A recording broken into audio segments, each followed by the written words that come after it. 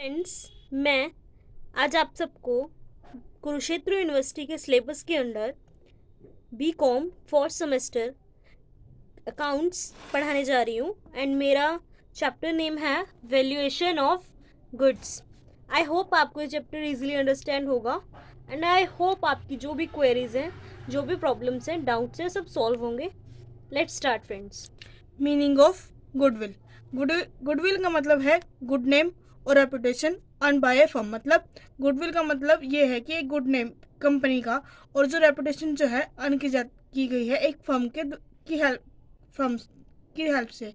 ठीक है, जैसे इसमें लिखा हुआ है कि firm rendered good service to the customer. अगर एक फर्म जो है सर्विस प्रोवाइड कराती है कस्टमर को और कस्टमर जो है सेटिस्फाई हो जाता है और अगेन एंड अगेन जो फर्म जो है प्रॉफिट अर्न कर रही है फ्यूचर के अंदर, तो वो क्या बन जाती है? गुडविल बन जाती है।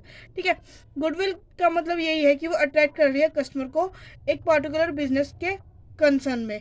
ठीक है, ताकि उसको जो हायर प्रॉफिट है हो सके in comparison to normal profit earn by the firm in the same trade. आगे हम मैं बात कर रही हूँ, जैसे कि एग्जांपल लेती हूँ मैं गुडविल का।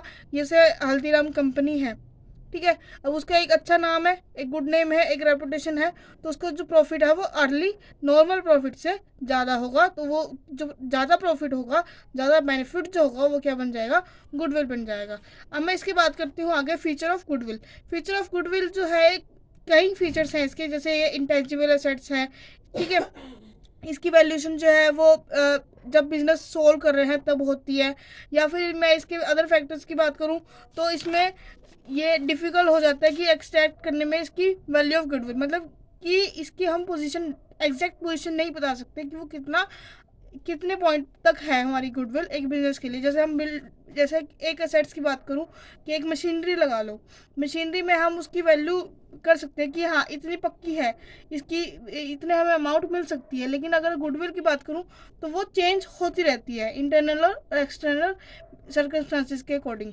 ठीक है, आगे इसमें जो है there no objective valuation of good, मतलब कि ये पर्सनली जजमेंट पे बेस है, ना कि ये एस्टिमेट करती है मेथड ऑफ अदर वैल्यूएशन। मतलब कि इसमें एस्टिमेट करने में बहुत ज़्यादा डिफ़िकल्टीज हो सकती हैं।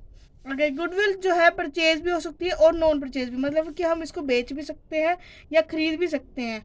ठीक है, और नॉन परचेज मतलब कि रेस बढ़ती जाएगी तो हम इसको परचेज ना परचेज ये पीरियड के अकॉर्डिंग चलता है। आगे मैं बात करूँ ओरिजिन ऑफ गुडविल, मतलब कि उसके फैक्टर्स कौन कौन से हैं जो फैक्ट करते हैं वैल्यू ऑफ गुडविल पे।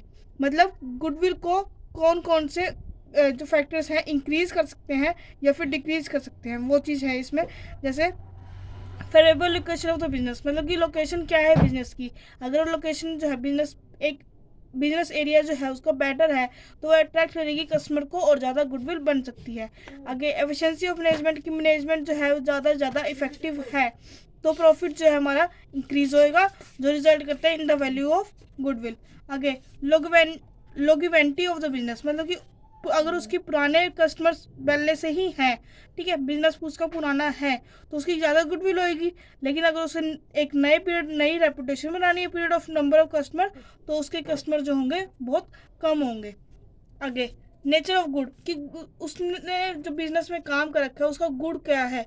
अगर वो पहले से ही फेमस है वो गुड तो बेटर है, फिर तो आराम से उसकी गुडविल बन जाएगी। जैसे अगर कोई एक लाइफ बॉय की कंपनी का काम कर रहा है, एक ब्रांच ही ले लेता है, तो लाइफ बॉय का तो पहले से ही नाम है तो उसका नेचर ऑफ गुड जो है वो बेटर हो जाएगा और गुडविल भी इंक्रीज हो जाएगी।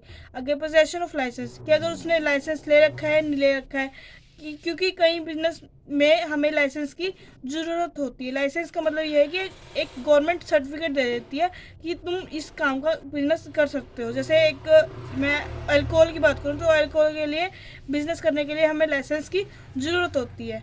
आगे मोनोपोलिस्टिक और अदर राइट्स, मतलब कि ये जो है मार्केट मोनोपोली, कि अपना उसका एक अलग ही बिजनेस है, कोई और पर्सन कोई और फर्म जो है वो काम नहीं कर रही है तो उससे ज़्यादा प्रॉफिट मिल जाता है।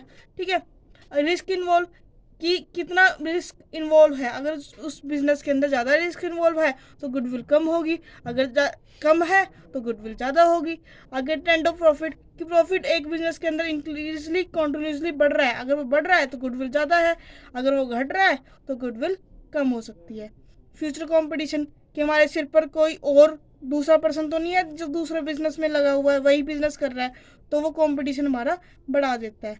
कैपिटल रिक्वायर्ड, कि कितनी हमें कैपिटल चाहिए, ज़्यादा अगर हम कैपिटल हम लगा रहे हैं बिजनेस के अंदर तो वो इन्फ्लुएंस करेगी वैल्यू ऑफ गुडविल को। कैसे? अगर सेम रेट, दो एंटरप्राइजेज हैं, सेम रेट ऑफ प्रॉफिट हो रहा है उनका, तो बिजनेस में लेस कैपिटल रिक्वायरमेंट। क्यों अभी नहीं और 5 साढ़े 4 तो बज गए।